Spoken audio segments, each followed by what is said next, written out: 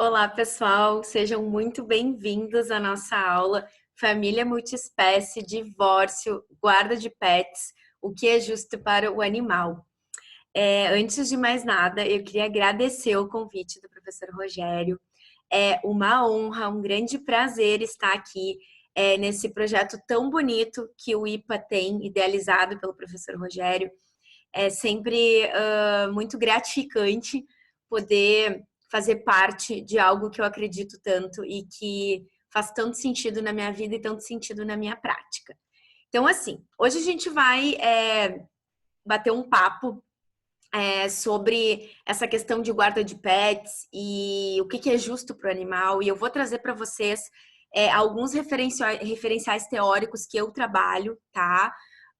Em seguida eu vou me apresentar formalmente, mas eu quero só dar uma pequena explanação do que vai ser essa nossa aula, essa nossa palestra, para que vocês já entendam mais ou menos o nosso contexto, tá? Eu vou passar alguns slides, esses slides vão ficar disponibilizados para vocês. E vocês vão ver que no final do PPT tem o meu e-mail, tem os meus contatos. Então, fiquem super à vontade para entrar em contato comigo. Eu sei que esse projeto ele é aberto à comunidade, então, em que pese eu seja advogada, eu vou trazer aqui algumas questões jurídicas, mas eu vou falar tudo com uma linguagem que seja bem acessível para todo mundo, tá bom? Então, vamos lá. Eu vou aqui compartilhar com vocês a minha tela, o meu PPT, e a gente já vai começar. Então, assim, gente, eu vou primeiramente me apresentar para vocês. O meu nome é Paloma Rolhano Cabral, eu sou advogada, sou mestre em Direito pela Universidade La Salle. Eu trabalho com a parte de Direito das Famílias, Inventários, Sucessões e Direitos Animais. Então, eu faço guarda de pets, eu trabalho com muito acordo, né, nessa área, e é algo que é bastante comum, vem se tornando cada vez mais comum. E eu também sou consteladora familiar, eu trabalho com um olhar, uma gestão sistêmica no meu escritório, que é um olhar um pouco mais humano para os conflitos, que a gente busca não ter que judicializar tudo, que a gente está tentando aí buscar um novo lugar para a gente olhar os conflitos. E isso inclui a gente olhar para os nossos animais de estimação e para os outros animais e para o meio ambiente como um todo.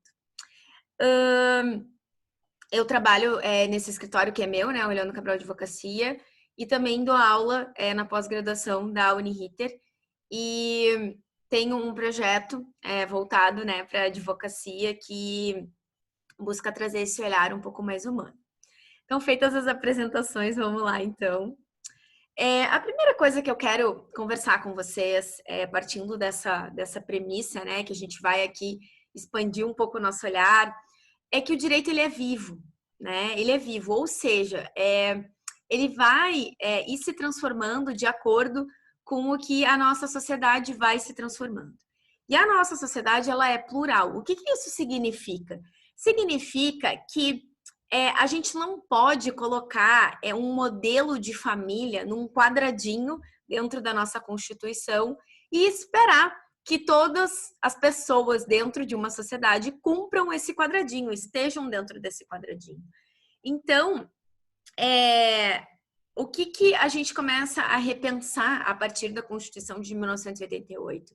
Que não existe um tipo de família, existem várias famílias, e por isso até que hoje em dia, quando a gente está falando aí em direito de família, a gente já até começa a mudar um pouco essa nomenclatura, a gente vai falar em direito das famílias, porque não existe um único tipo de família, como a gente vai ver, eu vou falar um pouco sobre cada tipo de família, para que vocês entendam o nosso contexto da família multiespécie.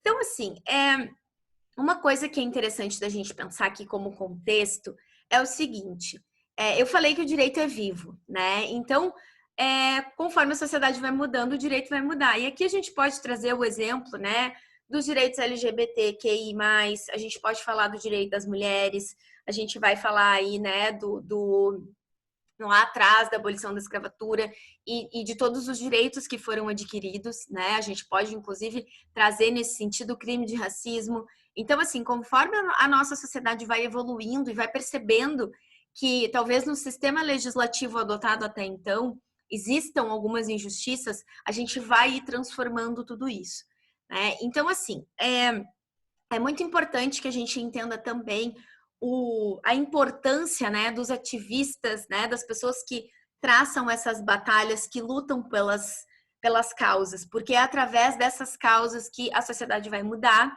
e, consequentemente, o direito também vai mudar.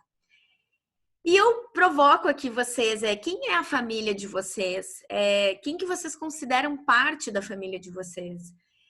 Isso é interessante da gente pensar, porque a gente começa a perceber que muitas vezes a gente não precisa estar atrelado àquele modelo, né? Marido, mulher, filhos. Muitas vezes eu posso morar com a minha irmã, eu posso morar com meu irmão, eu posso morar com meu tio, e isso é a minha família. Isso é a socioafetividade.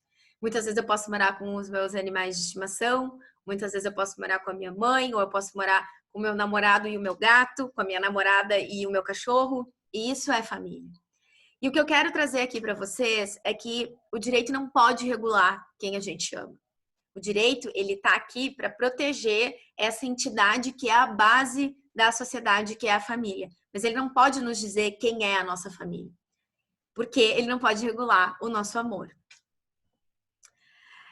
Quando a gente está pensando aqui em animais, eu trouxe aqui para vocês alguns dados que são dados bem importantes, que foram dados que eu utilizei na minha pesquisa de mestrado, durante a minha dissertação, que são dados que mostram como os animais estão presentes nas nossas casas, né?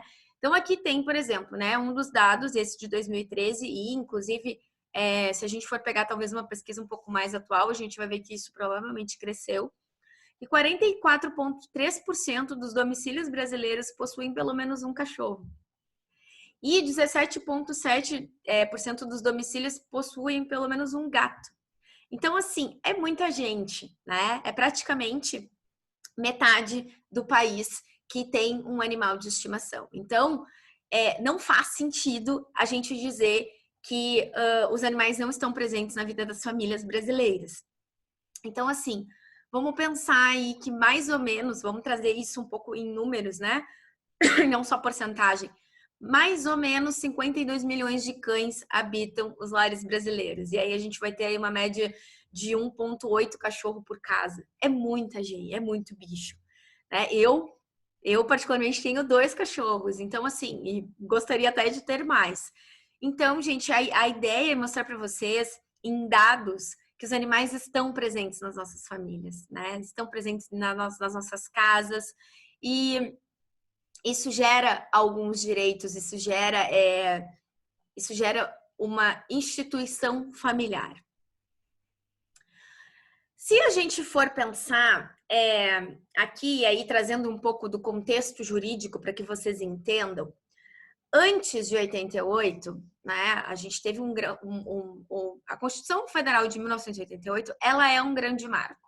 Ela é uma Constituição extremamente vanguardista, em que pese a gente tem aí as nossas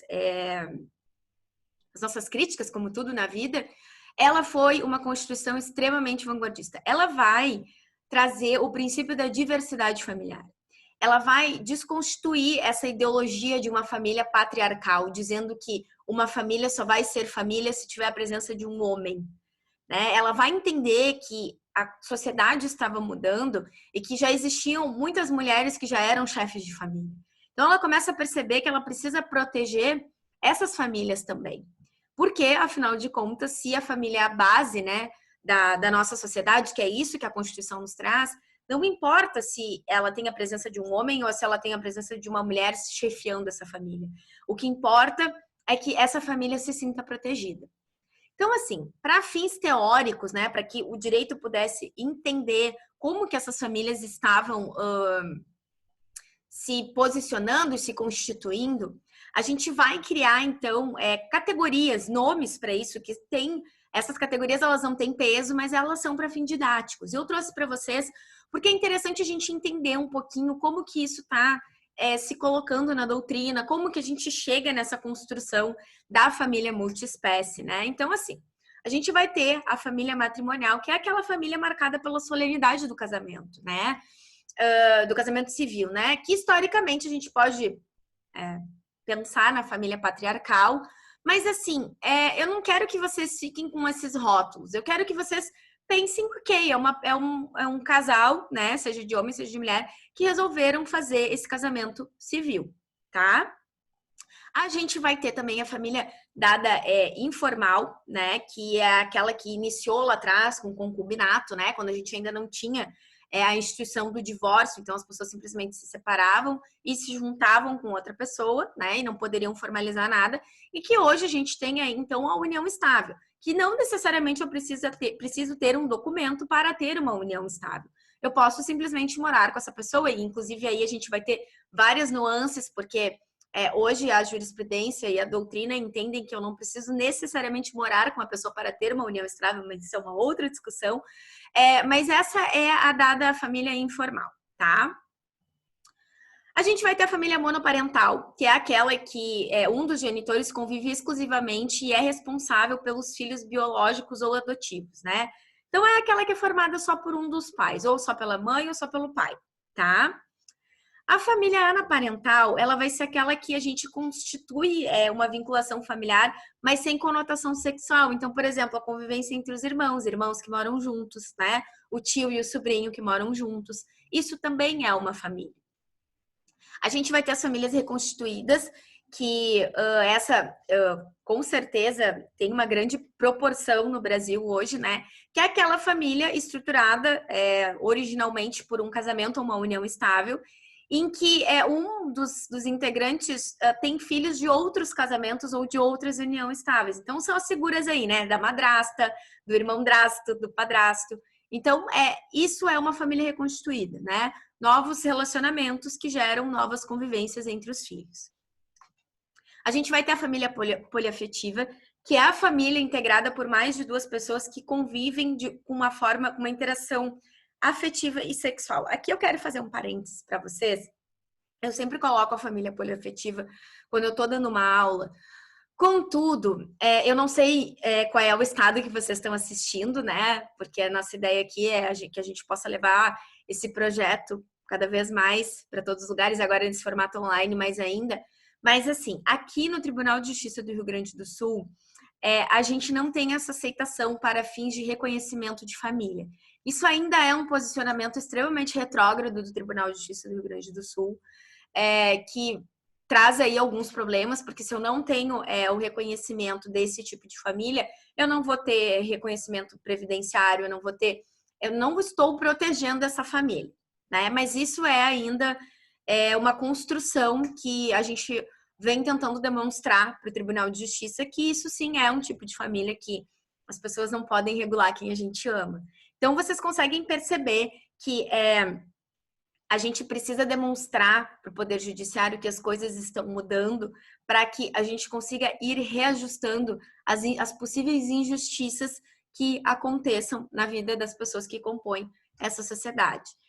Feito esse parênteses, vamos continuar então. A gente vai ter a família natural, que é a família dita biológica, mas ela não é nem taxativa nem exclusiva. Vocês vão ver que muitas vezes vocês podem encaixar essas categorias em diversos lugares, né? A gente pode ter pode ter 3, 4 categorias. Então, a gente pode ter uma família biológica e uma família socioafetiva, né? Que são aquelas famílias marcadas por esses traços, né? De vínculos emocionais. A família extensa ou ampliada é aquela que vai para além da unidade de pais e filhos, né? É aquela, por exemplo, assim, eu considero a minha avó, o meu avô, os meus tios, os meus primos, minha família. A família extensa ou ampliada, ela não é a nossa família direta, né? Pai, mãe e irmãos, mas sim toda a nossa ancestralidade, tá? A gente vai ter a família substituta, que é a família que vai adotar uma criança. A gente vai ter aqui a família homoafetiva, que é aquela que vai possuir 2 pares afetivos do mesmo sexo, com uma interação sexual. E aí a gente chega aqui no nosso ponto principal, que é para essa aula, para essa matéria, que é a família eudemonista. Em que pese esse nome seja horrível, eu não gosto desse nome, mas ela é a família, é o tipo de família, o tipo de categoria que vai reconhecer o afeto como o único modo eficaz de definição de família. Então, o que importa para essa categoria é a constituição de vínculos interpessoais, é o amor, é a afetividade. E aí, gente, é nesse traço da família eudemonista que a gente vai, então, construir essa caracterização da família multiespécie. Esse nome, família multiespécie, ele foi construído pela Ceres Faraco, que é uma psicóloga que também estuda, ela tá, se eu não me engano, ela é advogada também, mas ela estuda muito essa interação dos animais com a família e a importância que esses animais têm na vida dos seres humanos. Então, assim, aqui eu trouxe para vocês um referencial dela, né?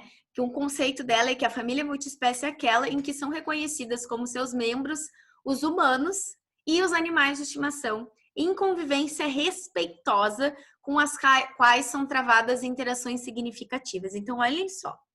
Olhem que coisa mais bacana a gente poder falar em interações significativas e convivência respeitosa.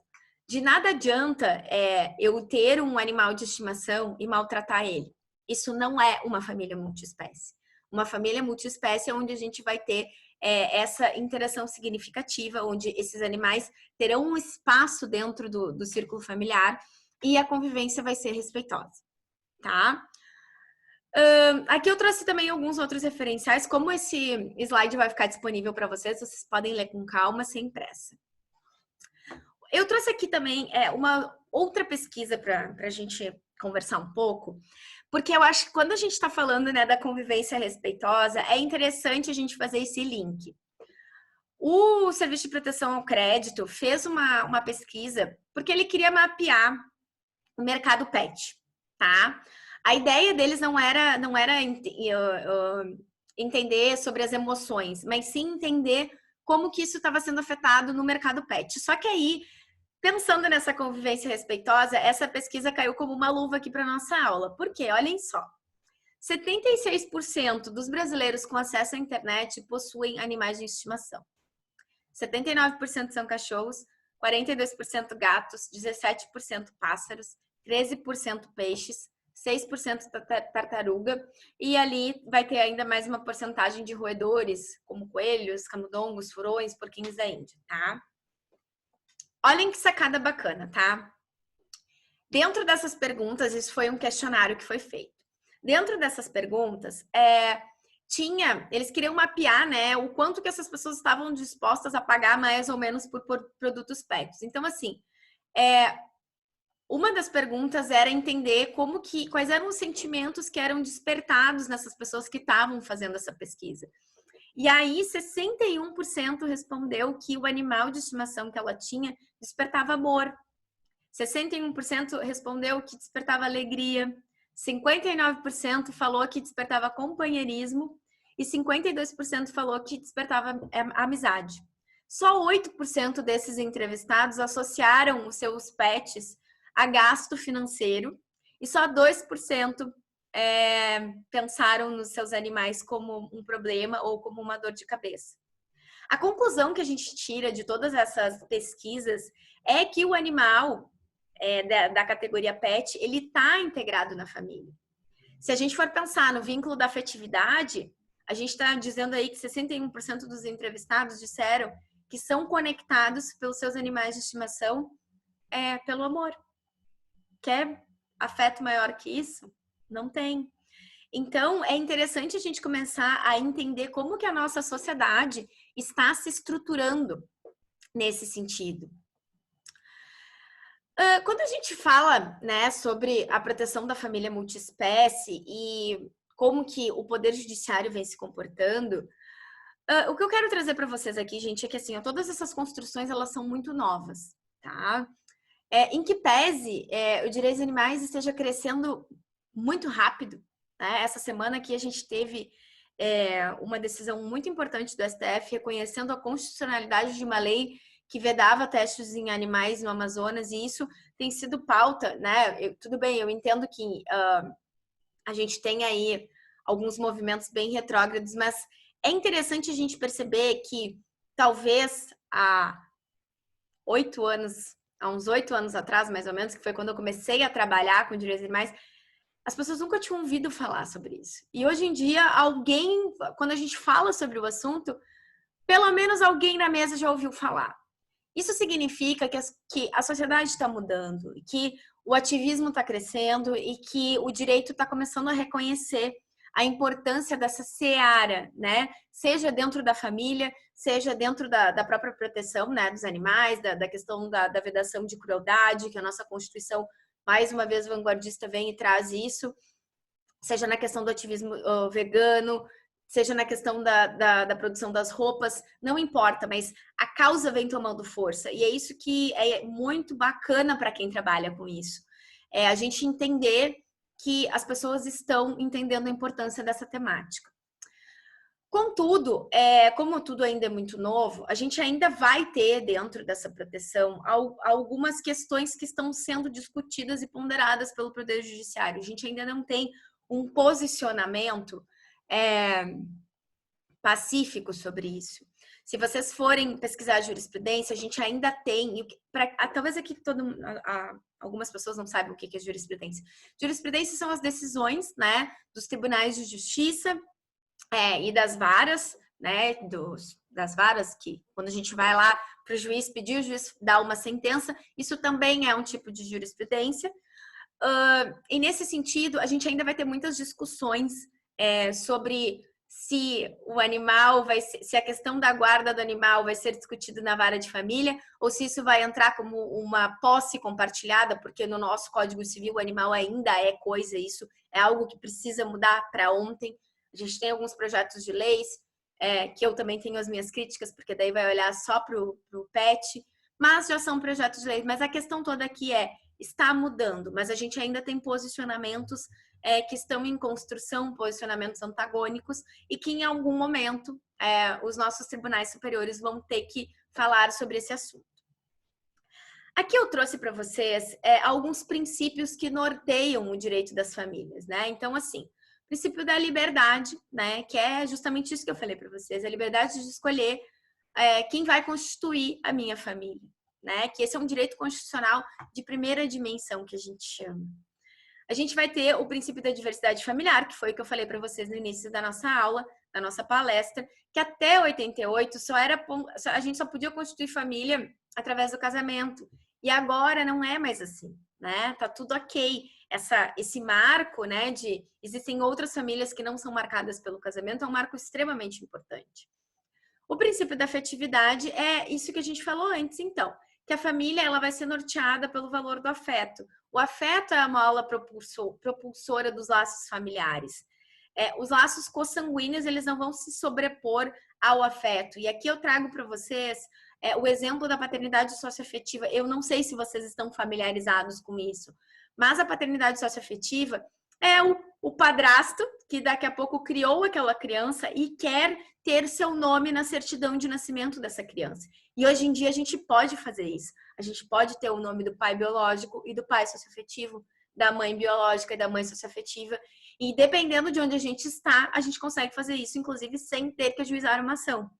Então, gente, o direito está mudando, a sociedade está mudando, e aí a gente traz aqui, então, que não haveria por que a família multiespécie não ser reconhecida.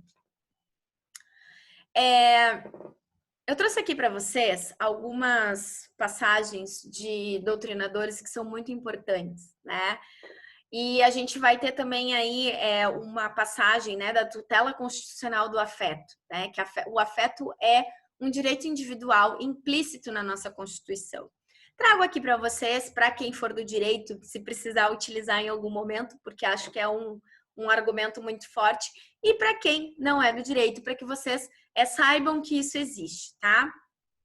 Aqui eu trouxe para vocês também essa questão da desbiologização, né, dos vínculos familiares, porque é muito importante. Isso aqui abre uma porta muito grande para a nossa família multiespécie.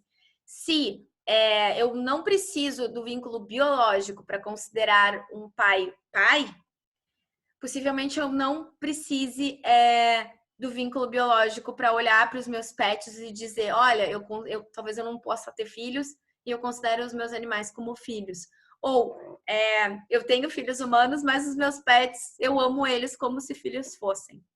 Então, é importante que a gente consiga entender a potência e a importância desses movimentos doutrinários, tá?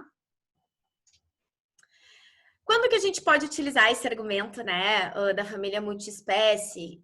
E aí eu quero começar a entrar no cerne da nossa questão, né? Na guarda, pensão para pet, processos em condomínios, maus tratos, direito do consumidor, né, dano moral em virtude do animal ser machucado, ser perdido ou e algumas vezes inclusive ser morto, né? Mas eu quero falar, e aqui a gente vai falar um pouco sobre o Instituto da Guarda, mas o que eu quero com essa nossa palestra é provocar vocês um pouco mais. Não é tanto falar sobre o nosso instituto, mas é provocar vocês a transcender alguns aspectos antropocentristas que muitas vezes a gente nem se dá conta que a gente está. Quando a gente está falando em guarda, o que é a guarda, né? Ela é um instituto jurídico no qual a gente vai atribuir a uma pessoa o direito e o dever de cuidar, né, e proteger as necessidades e desenvolvimento de um menor, né? E aqui a gente vai pensar também não só num menor, mas num animal de estimação também, tá? Eu trouxe aqui para vocês um conceito do professor Edgar de Moura Bittencourt, que ele diz o seguinte: a guarda é um feixe de obrigações e deveres, pois contém a vigilância, amparo, cuidado, assistência material e moral. E aí, enfim, segue a frase. Mas por que eu trouxe isso para vocês? Se a guarda é um feixe de obrigações e deveres que contém o dever de vigilância, amparo, cuidado, assistência material e moral. Não, a gente não está falando a mesma coisa que é cuidar de um bichinho. Talvez, quando a gente está cuidando de um humano, a gente precise de uma estrutura maior, de várias outras coisas, possivelmente de um poder econômico maior. Talvez não, com certeza, né? A gente precise de mais tempo, né? Cuidado, atenção. Mas, ao fim e ao cabo, as mesmas coisas que a gente precisa entregar para uma criança, a gente vai precisar entregar para um pet. Então, assim, a gente pode perceber que essa conceituação está sempre ligada ao dever de proteção. E a gente precisa proteger os nossos pets também. Então, por que não usar o Instituto da Guarda, né? Se a gente for pensar, e aí aqui falando especialmente para os meus colegas advogados, operadores do direito, a gente pode usar esse Instituto da Guarda pelo artigo 4º, né, da nossa Lei de Introdução às Normas de Direito Brasileiro. Analogia, né? Por que eu vou criar um novo instituto se eu já tenho um que eu posso pegar emprestado? E aqui, gente, o IBDFAM, que é o Instituto de Direito de Família brasileiro, ele fala sobre essa questão, né? Ele vai dizer que nas ações destinadas a dissolver o casamento ou união estável, o juiz pode disciplinar, sim, a custódia compartilhada do animal de estimação. Aqui ele utiliza a palavra custódia, né? Mas, ao fim e ao cabo, é a guarda, né? A gente só vai usar aí um outro nome para que a gente possa entender que a gente está falando, né, sobre o animal de estimação. Mas a questão toda é a seguinte: percebam como é importante um juiz da vara de família estar julgando essa questão. Por quê, gente? Porque daí a gente para de coisificar o animal e ele passa a formar parte da nossa família. Isso juridicamente tem um poder muito grande. Isso juridicamente tem uma força muito grande. Então é importante que a gente continue buscando isso, para que o efeito jurídico também se transforme. Aqui eu trouxe para vocês algumas decisões envolvendo guarda, tá? Vocês podem ter acesso a elas. Eu não vou ler todas porque são várias. O que eu quero trazer para vocês aqui é um julgado que eu quero comentar. É um julgado do STJ, tá? Que garantiu o direito de visita a um dos ex-cônjuges ao animal de estimação. E isso é muito interessante porque ele fala em vínculo afetivo, né? Fala em vínculo afetivo, fala que a pessoa se separou, mas que o afeto por aquele animal ele não terminou. Então é bem interessante, tem aqui o número do RESP, Quem quiser dar uma olhada, é muito bacana para a gente conseguir entender que existe sim essa construção e que ela está sendo feita. Aqui, gente, essa vara de família de Santa Catarina, ela deferiu uma guarda alternada, que na verdade, o Instituto mesmo é uma guarda que ela vai ser um pouquinho diferente da guarda compartilhada, porque a guarda compartilhada, a criança ou o pet não precisa necessariamente trocar de casas, né? As decisões daquele hipossuficiente vão ser feitas pelos dois cônjuges, né? E nesse caso aqui de guarda alternada, não. O gato ficava um pouco com um cônjuge e um pouco com outro cônjuge. E aqui, gente, se a gente estuda um pouquinho mais sobre o comportamento animal, talvez a gente já possa pensar se isso é justo pro bicho. E aqui já começo a fazer a provocação para vocês do cerne da nossa aula.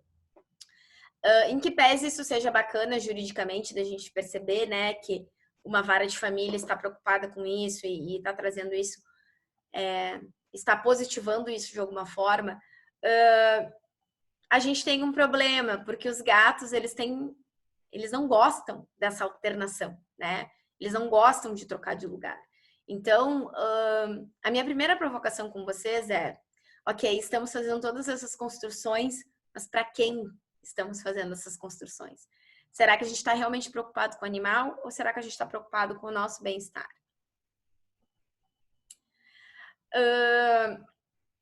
Nessa liminar, é bem interessante esse processo aqui. E eu quero ler um trechinho da decisão, porque eu acho ela bem bacana. Não pode a ordem jurídica simplesmente desprezar o relevo da relação do ser humano com seu animal de estimação, sobretudo nos tempos atuais. Os animais de companhia possuem valor subjetivo, único e peculiar, aflorando sentimentos bastante íntimos em seus donos, totalmente diversos de qualquer outro tipo de propriedade privada. Por que ele fala isso? Porque no Código Civil, um animal é comparado a um carro, ele está na mesma categoria. Então, um carro, uma mesa, né, um caminhão. Então, é importante a gente perceber que o Poder Judiciário já vem desconstruindo isso também. E aí eu quero trazer, então, essa provocação para vocês. Se a gente ampliar um pouco o nosso olhar, como que fica a vontade do animal nisso tudo, né? Vamos partir aqui de algumas premissas, tá? Algumas premissas que são importantes, que talvez vocês nunca tenham ouvido falar, ou se já ouvimos falar, é sempre bom a gente reforçar. Existem diversas pesquisas que comprovam a senciência dos animais. O que é a senciência dos animais? E aqui a gente vai falar sobre os mamíferos, tá? Eu não vou entrar na pauta, né, dos outros animais, em que pese diversos deles a gente consiga, as aves, a gente consiga já comprovar a senciência também, mas eu não vou entrar nessa pauta. Eu quero só ficar nos mamíferos, focada aqui nos nossos animais de estimação, em sua grande parte nos cachorros e nos gatos, tá? O que é a senciência? É a capacidade de sentir. Uma das pesquisas mais interessantes que eu li durante a minha pesquisa de dissertação de mestrado foi sobre a área do cérebro do animal que é iluminada quando ele tem determinadas provocações. Quando ele sente dor, a área iluminada é a mesma área correspondente à área do nosso cérebro.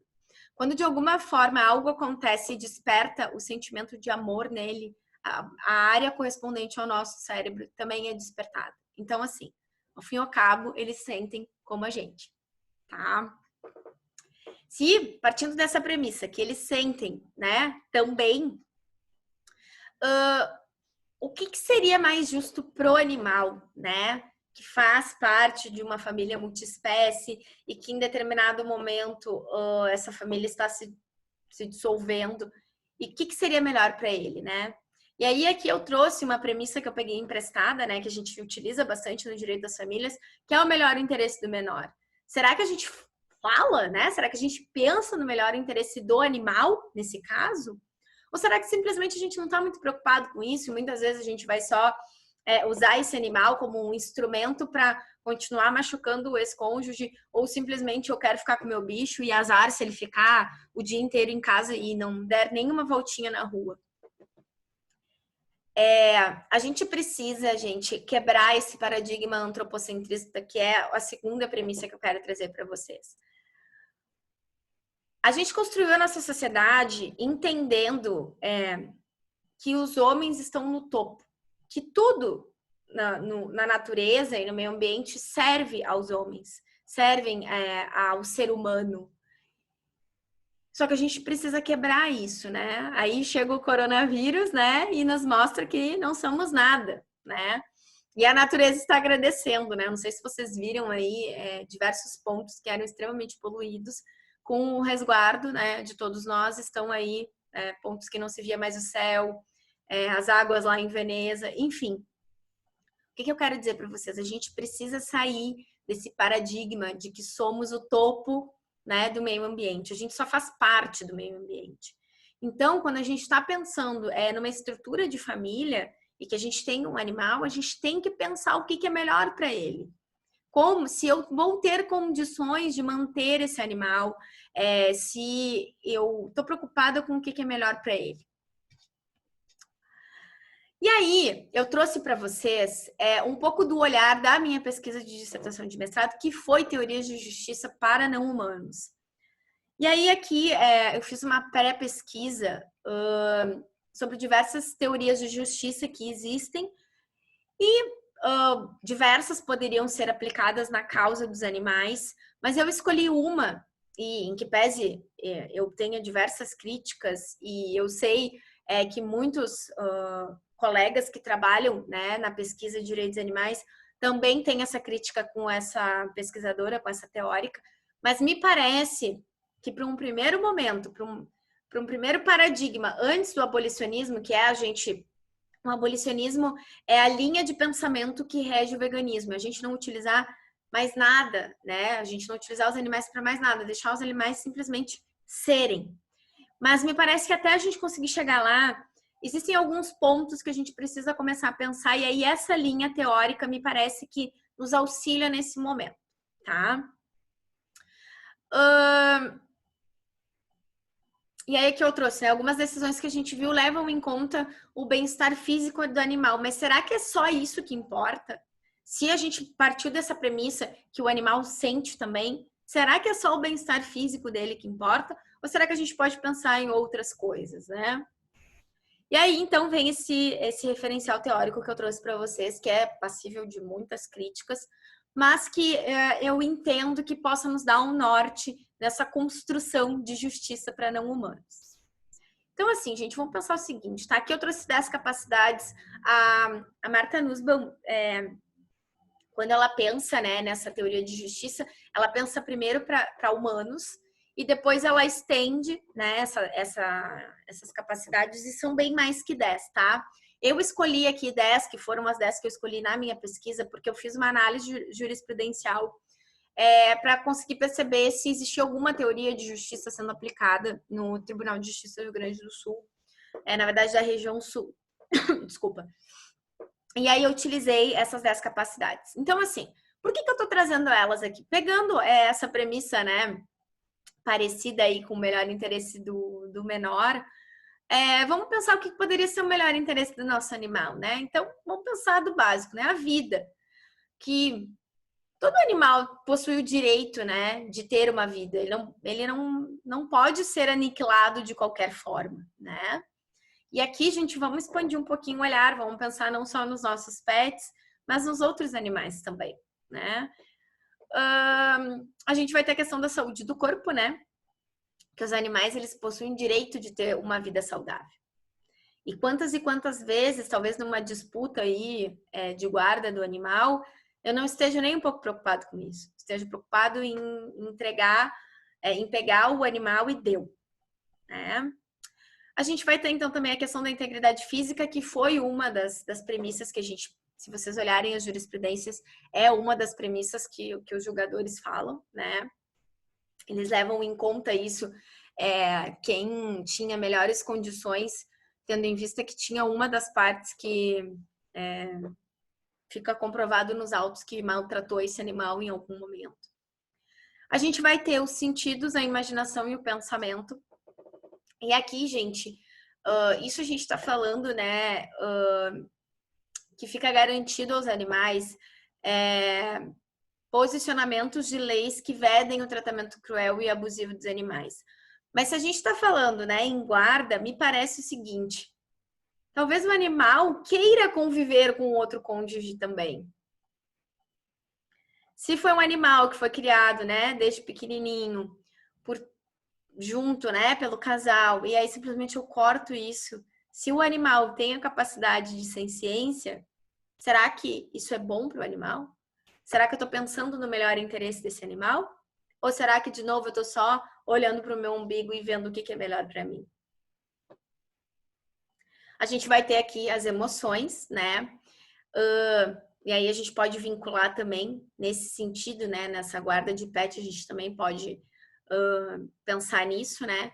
A ideia aqui é que a Martha Nussbaum, ela vai falar sobre a conexão com outros animais, né? A ligação com outros da mesma espécie, mas a gente pode falar também na ligação que esse animal teve com outro cônjuge, né? Que fazia parte da vida dele.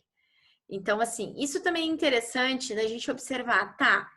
Eu ficando com o meu animal de estimação, ficando com a guarda do meu animal de estimação, eu vou poder proporcionar para ele interação com outros animais ou não? Isso são coisas, gente, que a gente sair da nossa zona de conforto e começar a perceber que esses animais também possuem interesses. Eles não são nossos objetos. Aqui, então, também na continuação da lista de capacidades, a gente vai ter a razão prática, né? Que gira em torno da capacidade que cada criatura, né? Esse é o termo que ela usa no livro, tem de construir objetivos e projetos, né? E se a gente consegue observar alguma capacidade no nosso animal de estimação dele ter essa capacidade de construir, que isso deve ser respeitado. E aí, bom, a gente pode ir, né, em diversos aspectos, a gente pode pensar, né, num animal que, quando vai para a rua, quer cavar um buraco e daqui a pouco a gente não deixa. Num animal que, enfim, N situações, desculpa, gente. A gente vai ter também a questão da ligação, de novo, que a gente pode vincular às emoções, mas que os animais possuem direito à oportunidade de formar ligações e ter relacionamentos afetivos, né? E aí a gente pode pensar aqui muito nessa situação da guarda, né? Ele ter um relacionamento afetivo com aquele outro ser humano ou com aquele outro animal que fazia parte, né, do vínculo dele e que de algum momento simplesmente é cortado de uma forma brusca. Aqui ela vai falar também sobre as outras espécies e que os animais também possuem esse direito de conviver com outras espécies se for do interesse deles. Lazer, controle sobre o próprio ambiente. Aqui eu quero trazer uma questão do lazer que é bem importante, gente. Principalmente quando a gente está falando sobre guarda. De nada vai adiantar eu manter o meu animal preso dentro de um apartamento todo dia, não levar para passear, não levar para pracinha para interagir com os outros animais, ou se é um gato, daqui a pouco não brincar com o gato, ou não trazer aquilo que pode proporcionar lazer para aquele animal. Então, assim, mais uma vez, isso significa a gente sair da nossa seara do eu e olhar para todos os aspectos que compõem o meu meio. E eu sei, gente, que isso é um pouco difícil, que talvez até seja um pouco desconfortável, mas essa é a proposta que eu queria trazer para vocês, porque assim, quando a gente começa a estudar direitos animais, é algo muito encantador e também é algo que nos provoca, porque daí a gente começa a pensar em outros animais, e se a gente começa a trazer um pouco de filosofia, de pensamento crítico, de pensamento raciocinado, né? E não só, ai, que bonitinho, a gente começa a perceber que talvez a gente tenha muitas falhas nos nossos comportamentos, mas que isso também é uma grande oportunidade que a gente tem de mudar e de tratar, né, esses animais de uma forma mais digna. Então, assim, qual que é a conclusão de tudo isso, né? Eu acho que a gente tem muitas conclusões boas nesse momento. A gente está percebendo, né, que a nossa família multiespécie, ela existe, ela tem proteção, existem advogados especializados nisso, existem pessoas pensando sobre isso, existe aí muitas pessoas se identificando e compartilhando, né, essa linda jornada que é a gente poder ter um animalzinho de estimação fazendo parte da nossa família. E que se a gente conseguir observar, né, esses pontos que eu trouxe para vocês aqui, muito brevemente, né, gente?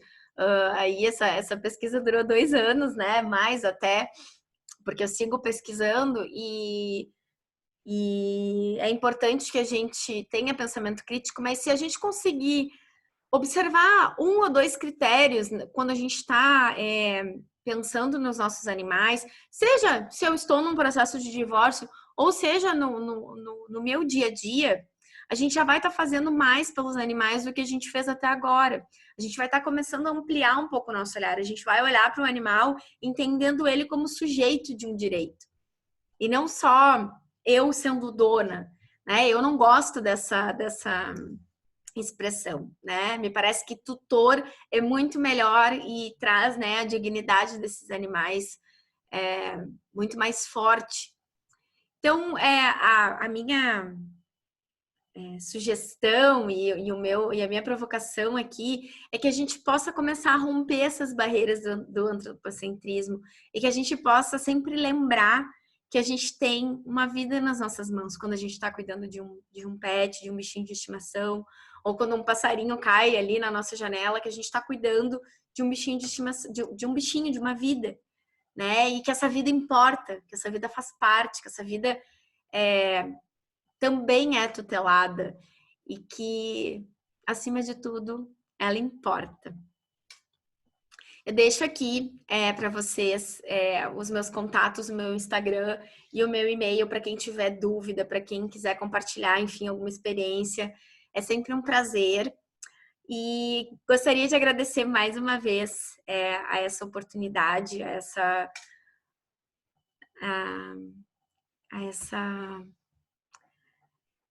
interação que a gente tem. Eu sempre fico muito feliz em poder estar aqui, em poder falar, em poder compartilhar. Então, muito obrigada e espero que vocês tenham gostado, espero que tenha feito sentido na vida de vocês e a gente se vê numa próxima. Um beijo.